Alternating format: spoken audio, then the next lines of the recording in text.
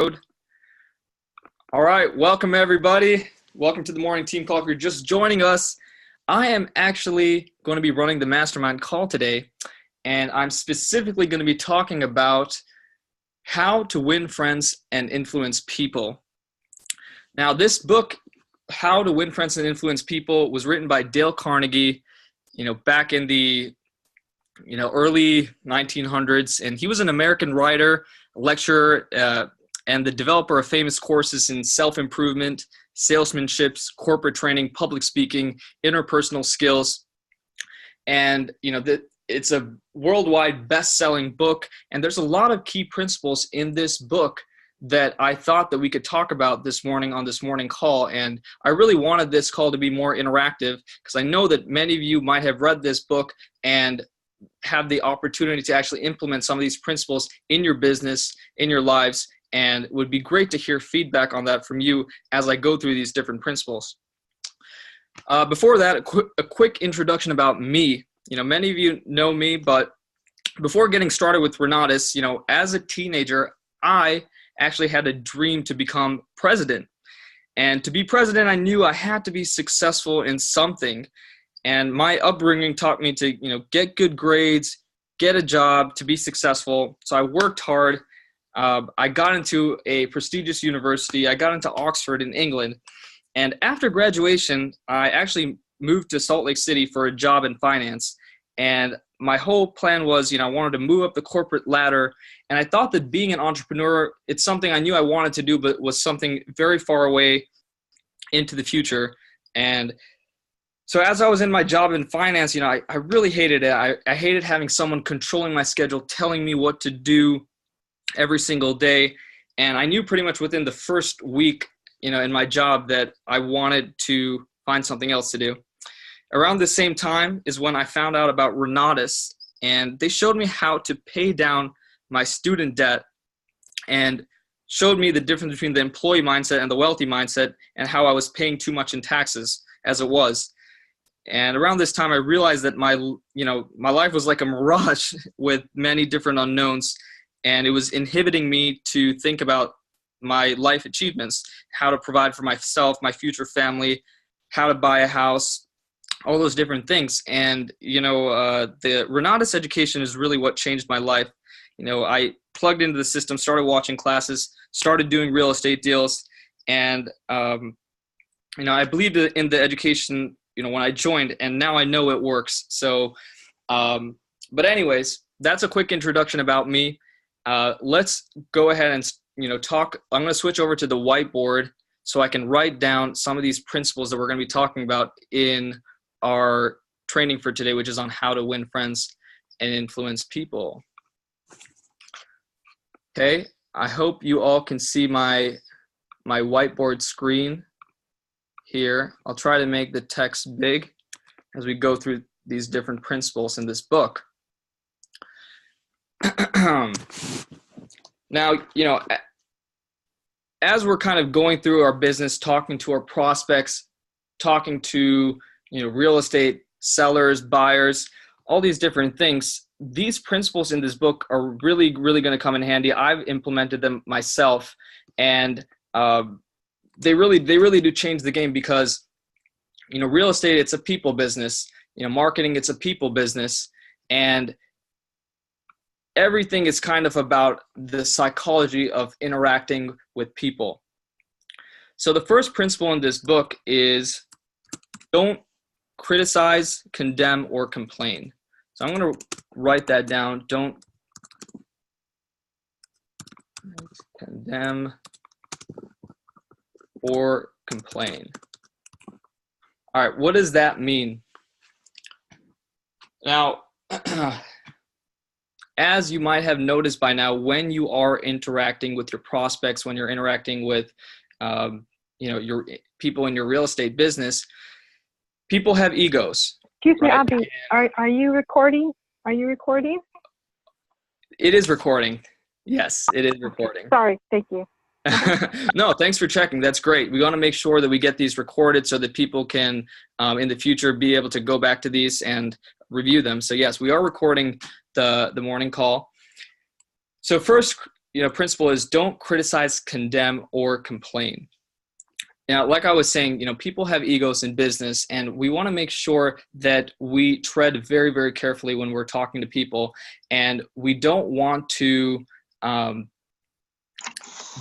bring any kind of negativity into the conversation unnecessarily. So if somebody, let's say you're in a discussion with somebody, you're always trying to look for what is the most positive thing in this discussion that I can bring out, right? I do not want to turn into the person who is known as the criticizer. I don't want to turn into the person who's the complainer, because that's what you're going to be remembered as. And, in our human psychology, we tend to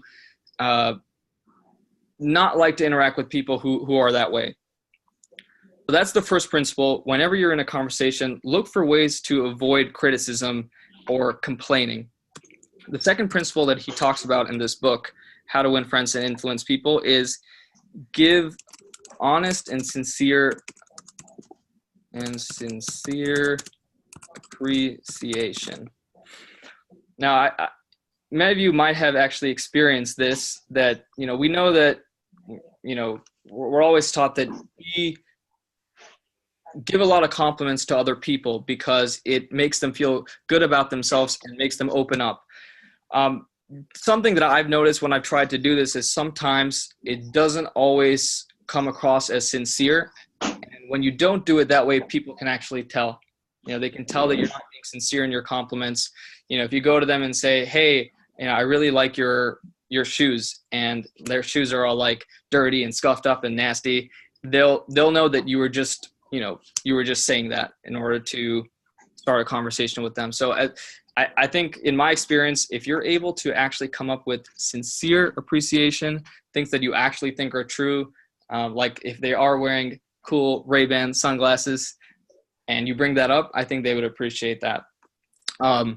Also, I don't want this call to just be me kind of going through these principles, talking about them. I do want it to be more interactive, because I know that, as we go through these principles, I want to see how you have been able to implement these principles in your life. And maybe if you're hearing about these principles for the first time, you can think back, in your business, as you're prospecting, as you're marketing, how you have been able to implement these. So if anybody would actually like to come off mute and talk about how they've actually implemented one of these, feel free to do that at any point, in this conversation, in this mastermind call, because I really want to hear about how you guys have been implementing these different principles.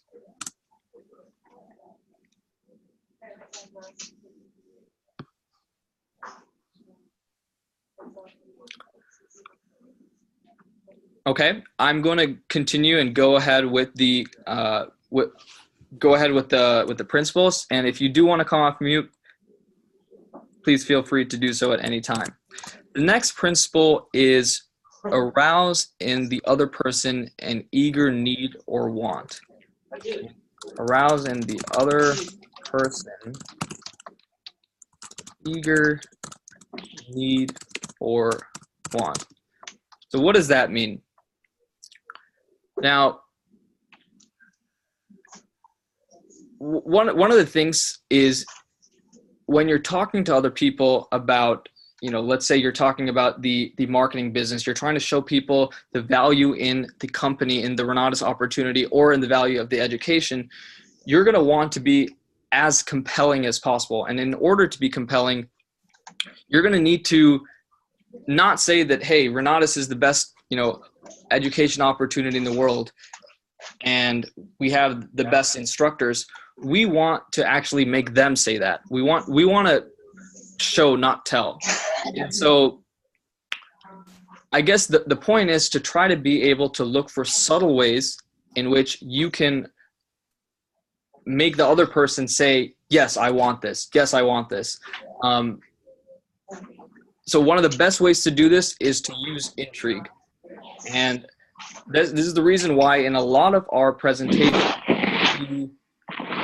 we show them just snippets of the education, right?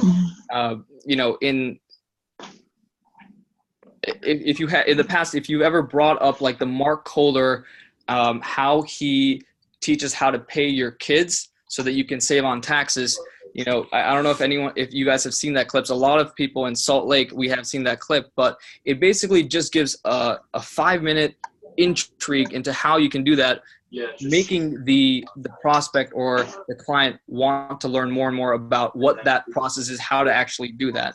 But we don't want to just give everything away, because then they're not going to come back and want to learn more. So you're going to constantly want to look for intrigue points. Velocity banking is an excellent intrigue point. To show it gives them just enough information to want to learn more. And so that's what we're talking about: arouse and the other person eager, need, or want. Does anybody like to come off mute and talk about how they've been able to implement this principle?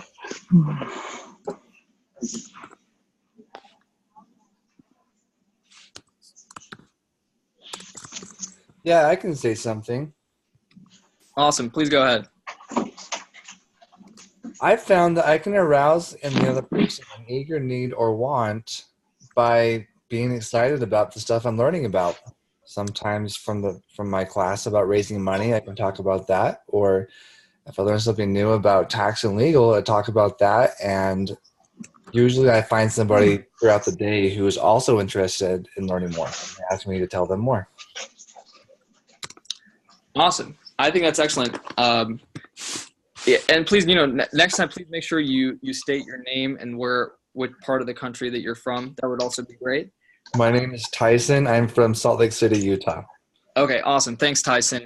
Yeah, I think that's excellent. Showing your personal enthusiasm about the product is really going to be what's going to excite other people. Sorry, not the product, the service is really going to be what's going to excite other people. The more excitement, energy, enthusiasm that you're bringing to the table, they're going to be able to pick up off that, and they're going to be able to drive from your feelings. Okay, great, awesome. Thank you so much for sharing that. Our next principle, it's actually very similar to principle number 2. Be genuinely interested in other people. We've kind of gone over that. Principle number 2, it's kind of along the same lines of giving honest and sincere appreciation. Just make sure that people know that you can show this. I found personally the best way for me to do this is to ask a lot of questions, right? Asking a lot of questions and responding to specific things that they are talking about in their conversation. Because if you kind of go off on a tangent and just keep changing the subjects, people will feel that you're not really listening to them. You're not really paying attention to what they have to say. And they'll get turned off by that and not really want to interact with you as much. Okay, someone is saying mute your phones, please, Mac. Okay, all right. Let's make sure that we're putting our phones on mute. If you're not doing that, all right. I think everyone's phone should be muted now. Yes, excellent, awesome, perfect. All right. Number 5. Oh, I love this one. Smile. Okay. This one I found to be huge.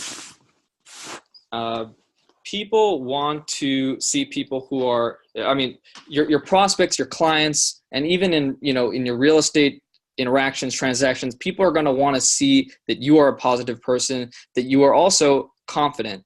And by smiling, you're showing that you're a confident person and you know what you're talking about.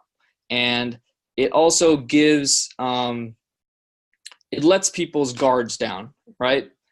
Because if people kind of see you as that you have RFB, resting booger face, or you just generally come across as an unfriendly person, then they're not going to want to interact with you as much. They're not going to want to talk to you as much. They're going to feign interest most of the time. So if you, all right. Yeah, Tyson. So we have to make sure that we're constantly smiling, even when we're not happy. In fact, there's actually a study that was done that showed that if you smile, even when you're unhappy, just by the act of smiling, you basically trick your brain into thinking that you're actually happy. And this is also an excellent way for you to get into a better mood when you're feeling down and you need to go and talk to a bunch of people. Make sure you're smiling, showing your pretty teeth, and yeah, I've definitely found this, just the simple act of smiling, to be very helpful. Now, at the same time, make sure you're not overdoing it and just constantly smiling everywhere you go. People are going to think that's weird. I've found. So in moderation, if you are doing this, can definitely portray confidence, that you're coming across as a very confident person. Again, people on this call, please feel free to come off mute and talk about how you've been able to implement any of these principles. Let's keep this interactive.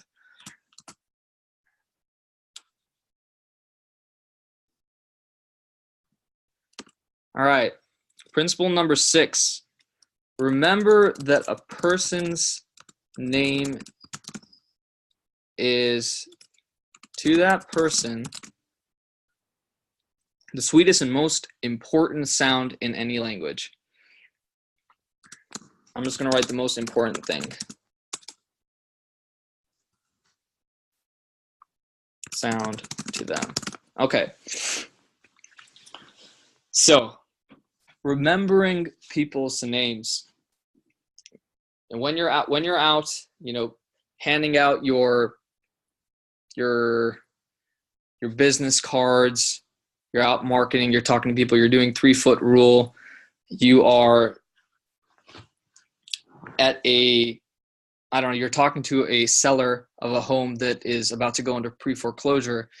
By remembering somebody's name and specifically bringing it up multiple times, that the person to them is going to feel like that you really care about them, that you're not just, or that they're just not another number to you, and you are actually want to build some type of long-term relationship with them by remembering their names.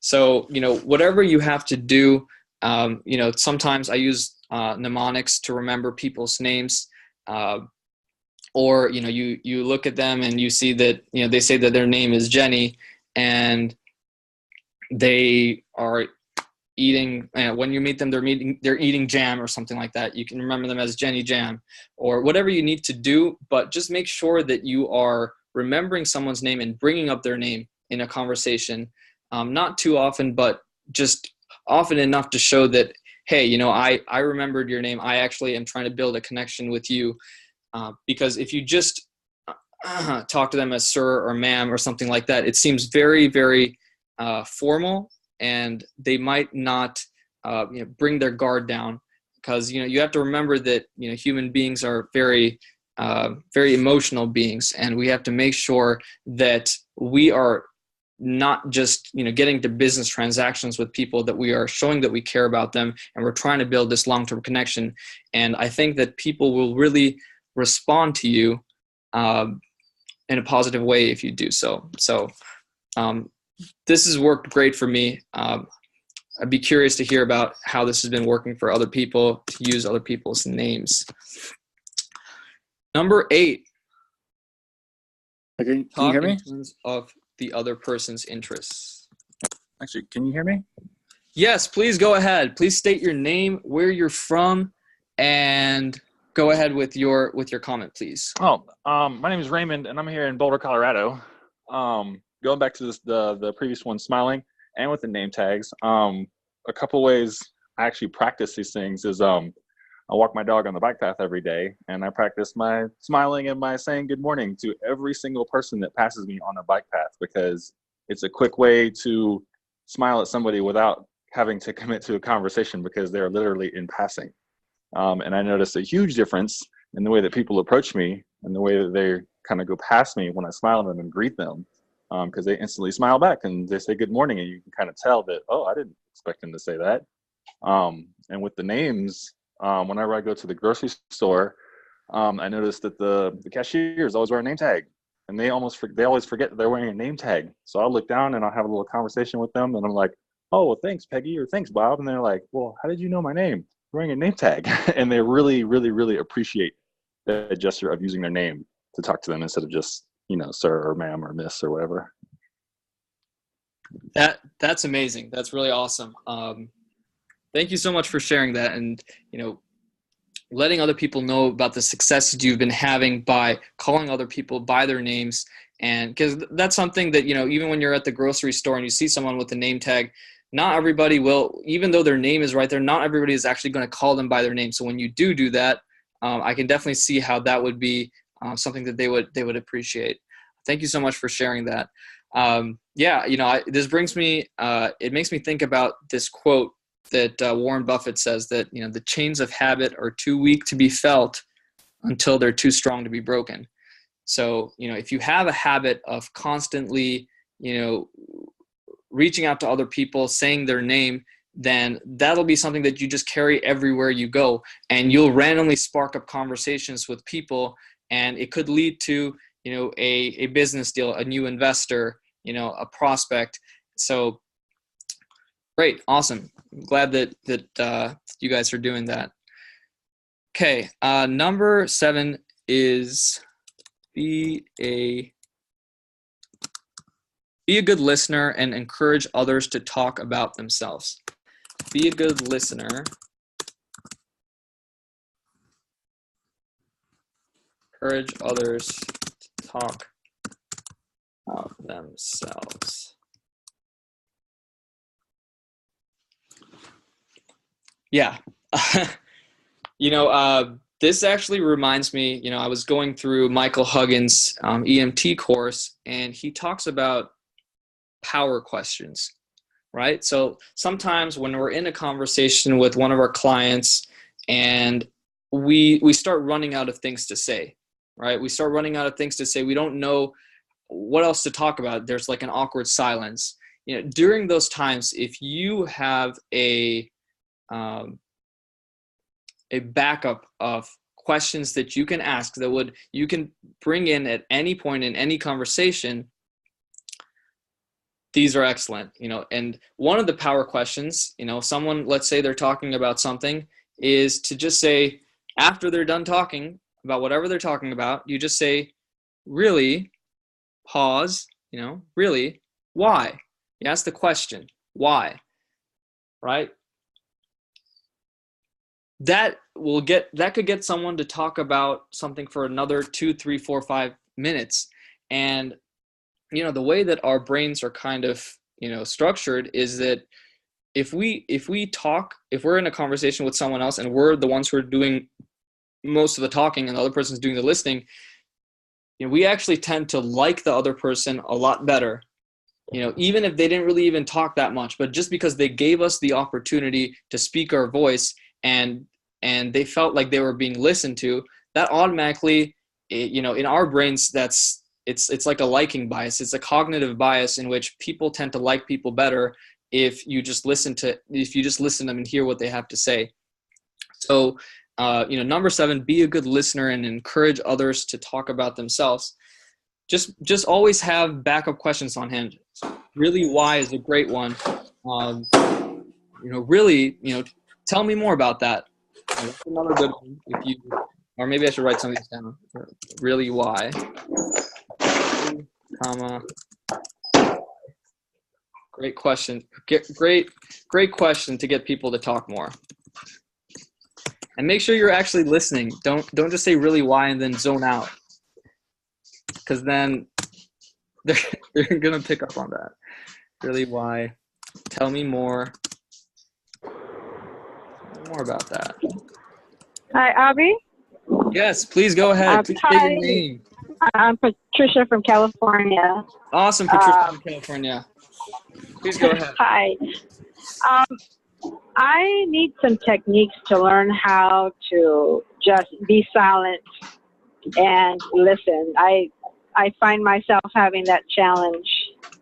So I don't know what exercises I could do to just stop talking.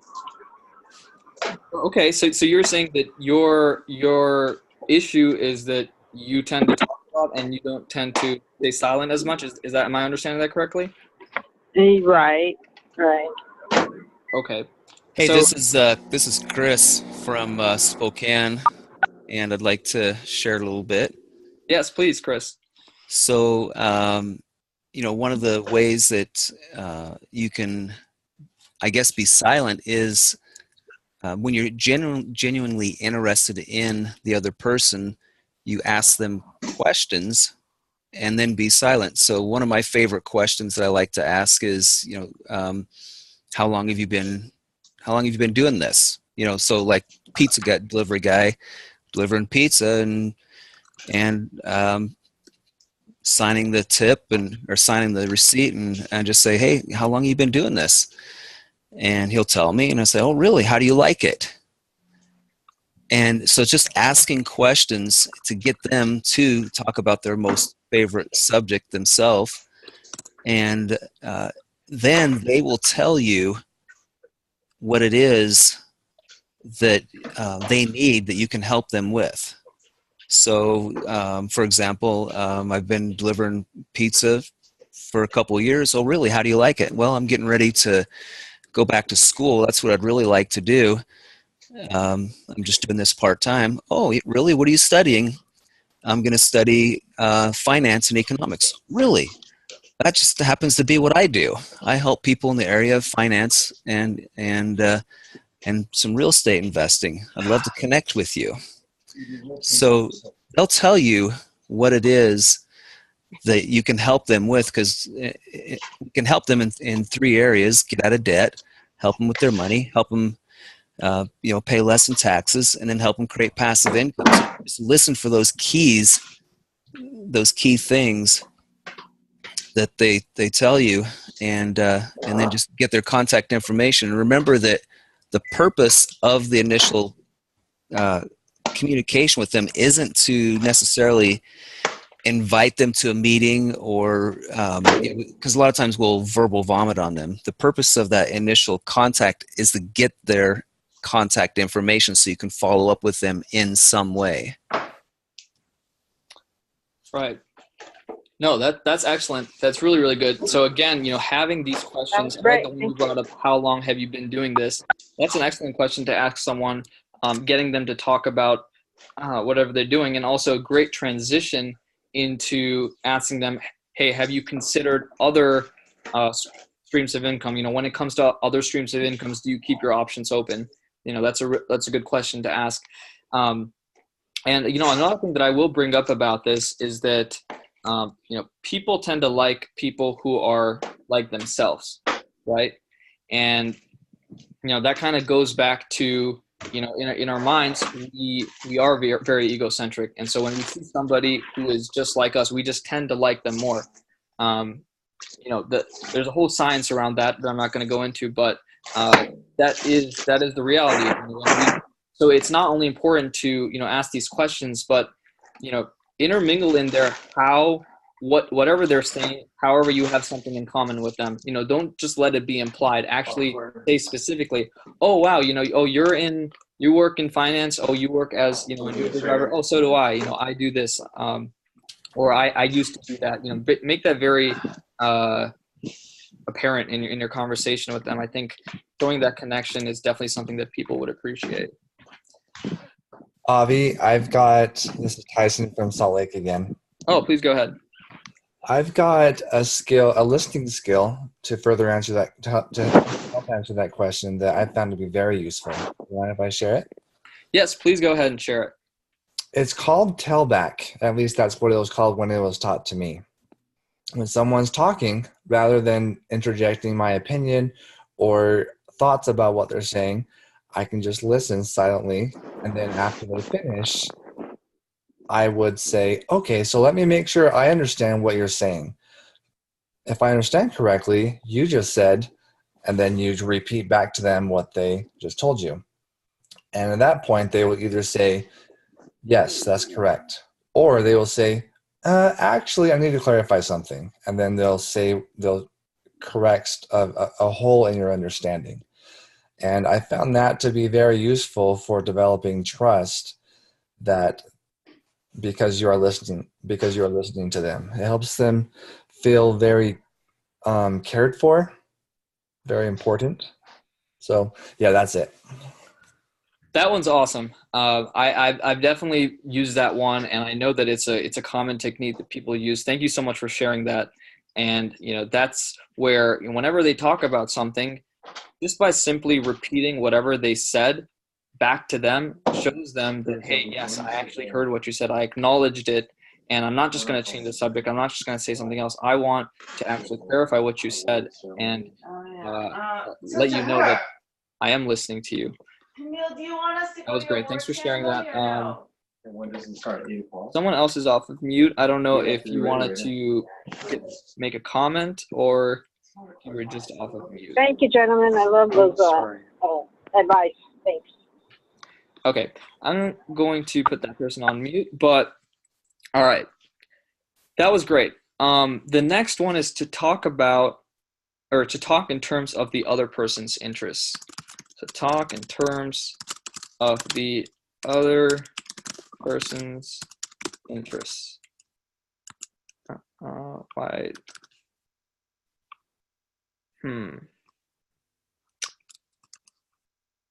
My computer seems to not be allowing me to continue to type. That is very odd. Okay, well, let's talk about it anyways. Talk in terms of the other person's interests. So this is something that, I used to actually not do this. I used to actually just almost assume that whatever I was talking about, the other person would be interested in. And it turns off more times than not that I was wrong. Talking in terms of the other person's interests is basically saying that you are very, very conscious of what the other person's interests actually are. And it goes back to asking questions, right? To actually find out what the other person's interests are. So, if you are, if you're marketing the education to somebody and you ask them, if money wasn't an issue for you, right? If you had all the money in the world, what would you spend your time doing, right? So it's a very non-intrusive question. It allows them to kind of talk about their hobbies or what their passions are, and they say, oh, I'm really interested in traveling the world, or I'm really interested in spending more time with my children. I'm really interested in being able to go hiking more, whatever their passion is. When they bring that up and they now tell you, hey, I'm interested in traveling, I'm interested in spending time with my kids, that's a great hook for you to now talk in terms of that person's interests, right? So your entire conversation is going to kind of focus around whatever their interests are, right? And so you're going to say, oh, well, great, it sounds like, based on what you're telling me, that you would love to be able to have more free time to be able to travel the world. And, so now if you're talking specifically about the marketing opportunity, you'll want to show them how, Renatus and the education specifically would allow them to achieve that specific goal, whatever they brought up, right? Rather than assuming that, that their goal might be to, become extremely, extremely wealthy and be like give their money to charity, which might not actually be what their interest is, right? And if you're talking about that, but their interest is something else, then you're not going to be able to connect with them as much. So if you were talking specifically about how the Renatus education is going to allow them to, generate passive income, and with that passive income, use that to be able to finance their trips to France, Paris, China, India, Brazil, wherever that they like to go, they show that it just is that extra step. You're going that extra step to show how the education specifically is going to solve their problem. So that's how I can relate this principle that Dale Carnegie talks about, and talk in terms of other people's interests, in terms of what we're actually trying to accomplish in our businesses. Okay, awesome. Let us go ahead and keep marching on. Number 9.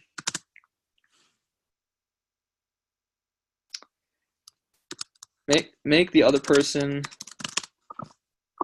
again, folks, please come off of mute and share your experiences with these. It doesn't just have to be about the last one that I brought up. It could be any of these principles, how you have been able to implement these principles and how it's improved your business. Hey, Abhi.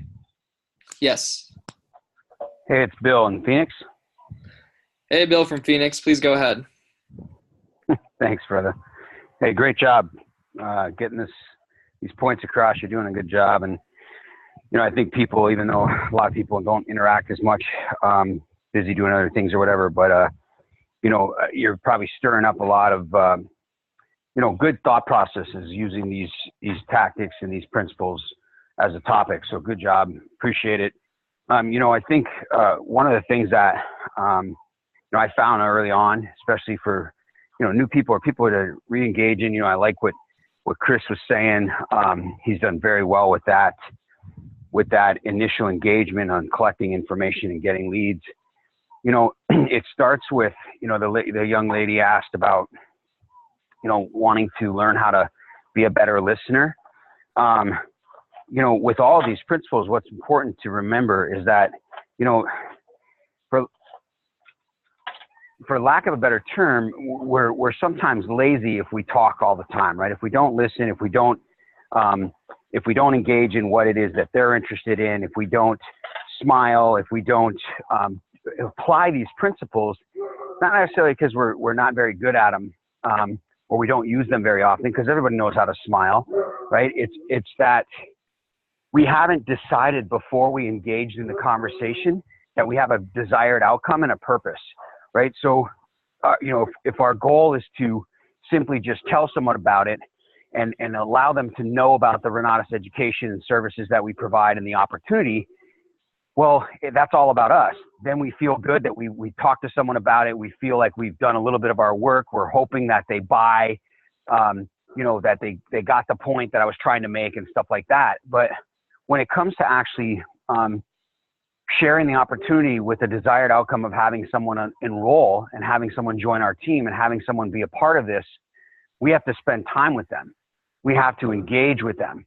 And so all of these things become natural and they're almost automatic, and they have to happen in order for that other desired outcome to be reached.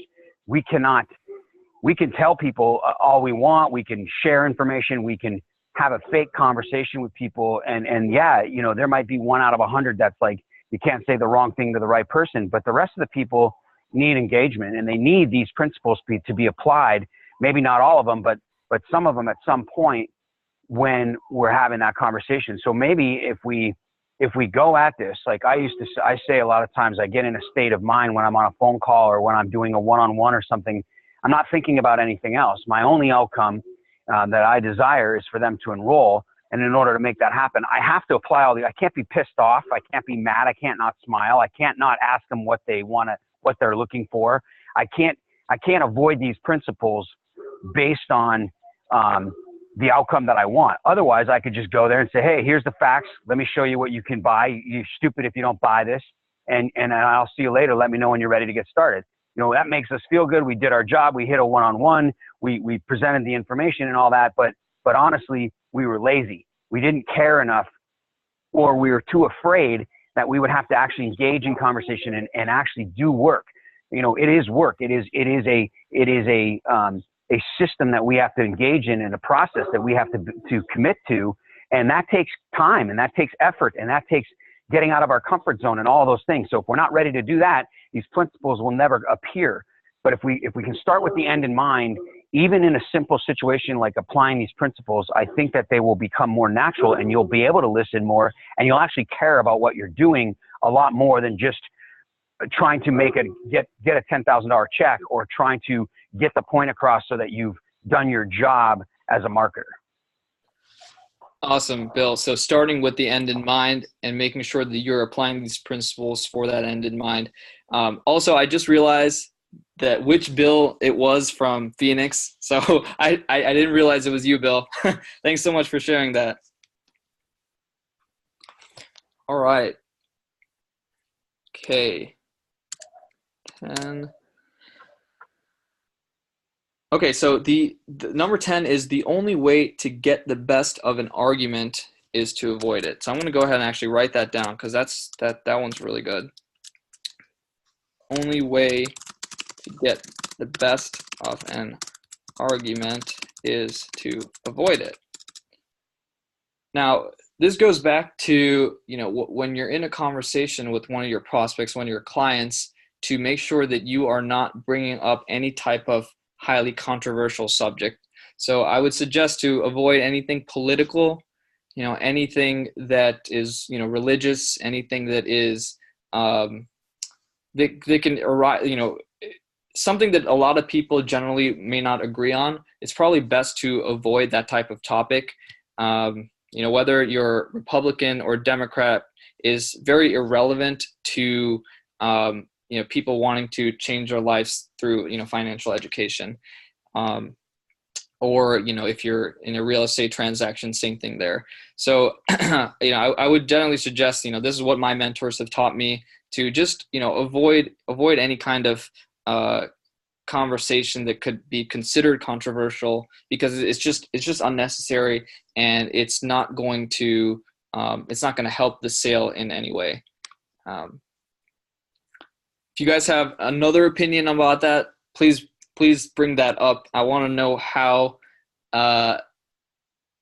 this might have positively or negatively affected your interactions with your clients.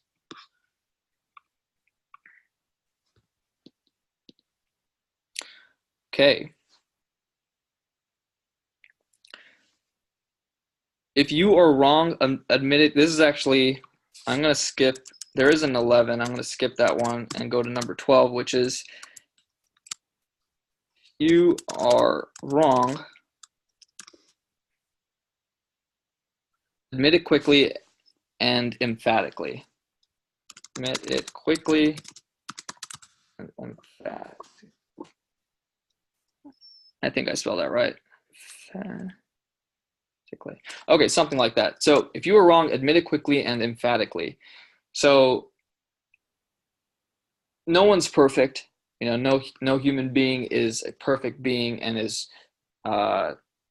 free from flaws and doesn't make mistakes. At some point, we're going to make a mistake in something. We might have,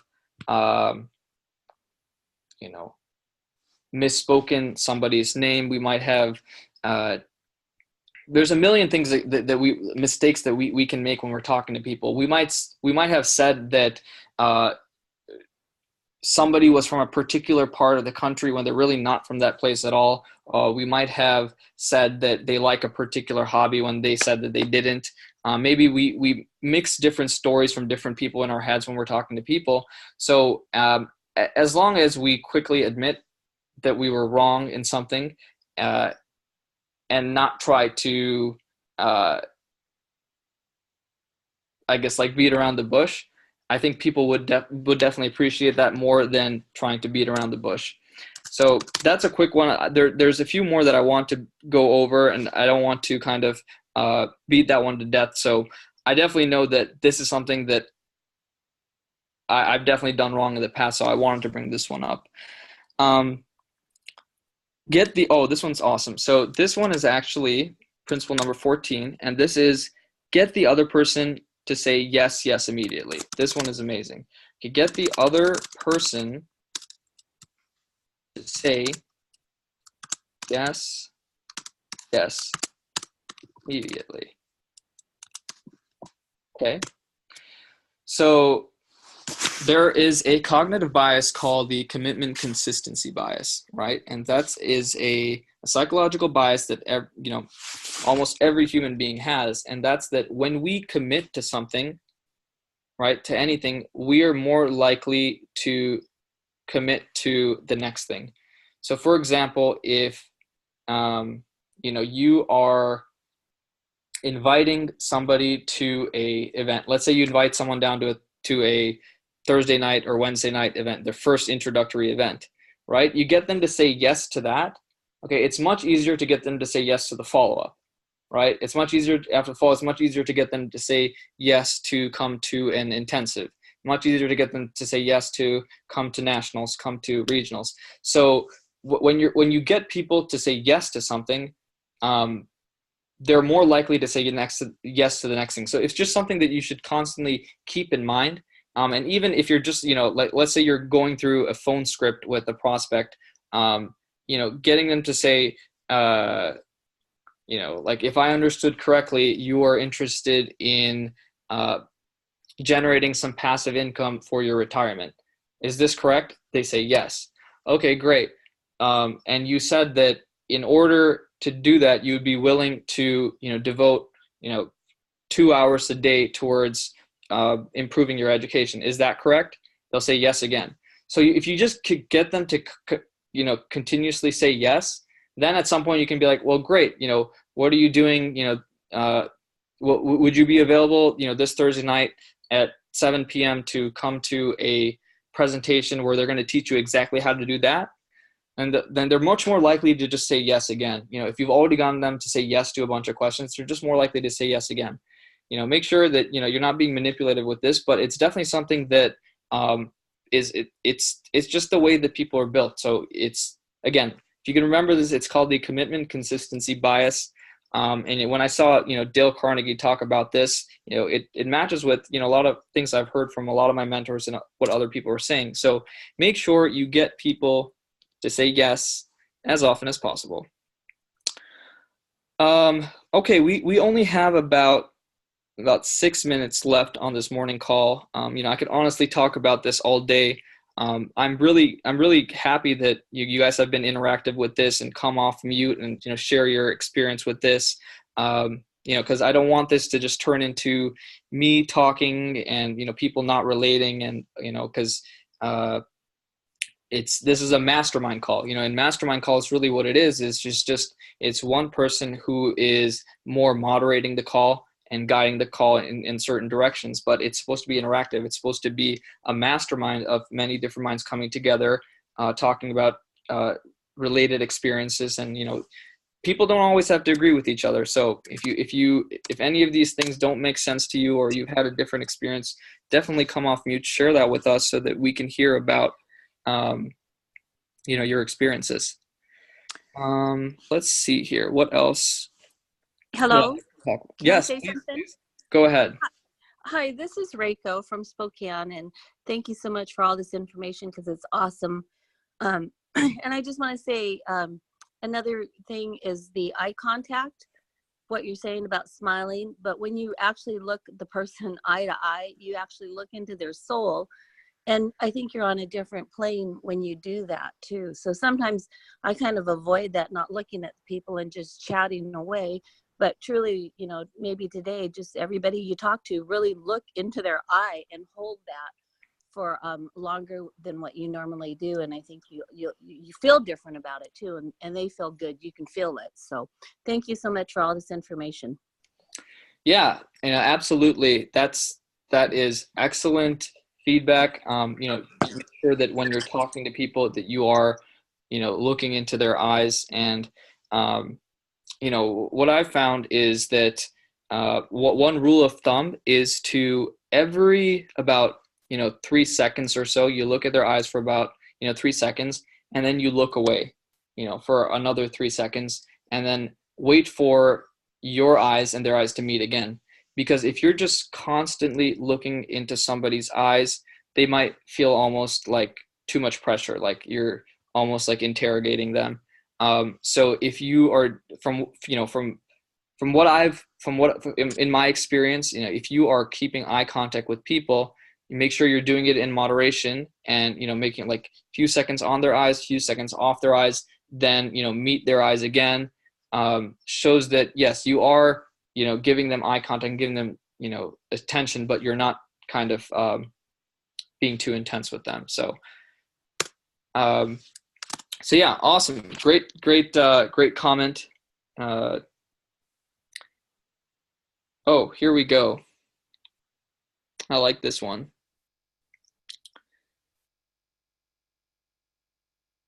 Call attention to people's mistakes indirectly. Attention to people's.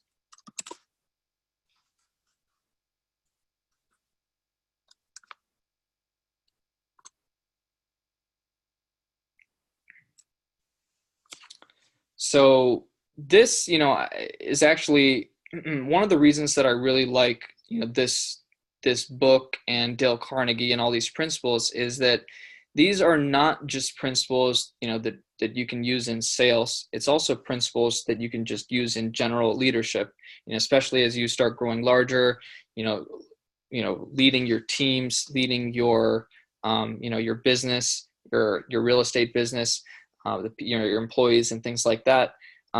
If you can kind of get into the habit of indirectly calling people's mistakes, it's less intrusive, and you're still able to kind of get across the same point about someone's mistake that someone's made without calling them out or humiliating them in a public setting, because you have the potential to lose one of your teammates, lose an employee, lose somebody if you kind of publicly make a big deal out of something. So and sometimes by calling people's mistakes indirectly, for example, if someone is speaking very, very loudly next to you and you're at a library or something like that, you might want to, instead of directly talking to that person, you might want to talk to someone else about the importance of, keeping voices down in the library so that other people can study. So you're not directly talking to the person who is speaking loudly, you're talking to someone else, but you're still getting the same point across to that other person. So things like that, I think it definitely takes practice to be able to do this, smoothly and suavely. But I think the more that we're able to, call attention to people's mistakes indirectly, we're able to get the same point across and not offend the other person. And I think it could actually be even more effective doing things like that. So anyways, these were just, there's many, many, many more principles on how to win friends and influence people. And, we've just kind of just gone to the tip of the iceberg on this, but I hope that this mastermind call, this training, this interaction has been helpful for you, and you're able to actually implement these ideas in your business, in your marketing, with your clients. So, thank you everyone so much for being on this call and, showing up to these. And I hope that everyone has a great weekend. And does anyone have any other final comments before we close the call? Thank you, Abhi. It was a great mastermind call. Thank you. Oh, yeah, no, absolutely. It's my pleasure. Thanks so much for being on here. And, hope everyone has a good day and a good weekend as well. Hi, Abhi. This is Charles from Nebraska. I was wondering if you have another example on the 15. On number 15? Yeah. Okay, let's think. Let's say that you are. I have an example. Oh, awesome. Go ahead, please. This is Melissa in Los Angeles. And one example is if someone says something incorrectly, like they mispronounce a word or something, you can just say it back correctly without telling them they were wrong, but you would repeat it or use it again in a different sentence, or say, yes, it's very important to do that, but you would say it in the correct pronunciation. So it's a way to give them the guidance without saying, hey, you pronounced that incorrectly. Yes. Actually, that is a really good one. That one's really good. If you're, let's say, for example, you are, I can give you a very easy household example, right? Let's say you are in the kitchen and the counters are all dirty. You can just, and that the person, let's say it was like your brother or your sister who